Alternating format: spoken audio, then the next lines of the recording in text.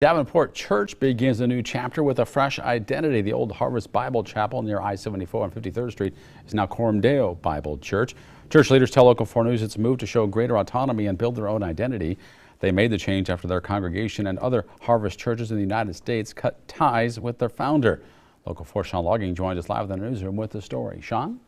Yes, Jim. Coram Deo Bible Church was part of the Harvest Bible Fellowship up until 2017 when the church body dissolved. That was following issues with Pastor James McDonald's actions and his eventual departure from the group. More recently, McDonald was fired from a separate Harvest Bible Chapel congregation in the Chicago area, which has also been dealing with a fraud investigation for Coram Deo. Those were two reasons to look at a change. My wife and I and our 3 girls moved here. It was August of 2004. When Pastor Rob Willie started his congregation in the Quad Cities, it was just a few people. Now, it's grown. On a typical weekend, we run around 1,500 or 1,600. And he's getting ready to welcome parishioners for their first Easter as the Coram Deo Bible Church. Just gladly embraced. It seems to be a great deal of excitement about it.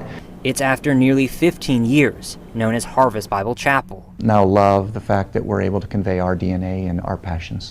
When their parent organization, Harvest Bible Fellowship, ceased in 2017, Willie says they were no longer obliged to maintain the name and started the search for something to better fit them. When he announced the Coram Deo identity during a sermon this past January, he explains it's a way to focus on what they believe and to farther separate them from the movement's founder, James McDonald. No longer associated with the church or the pastor who started the Harvest movement, and we don't want to be.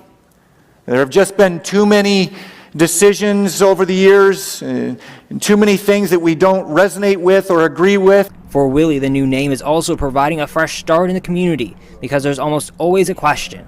What does this mean? Church, because that's who we are.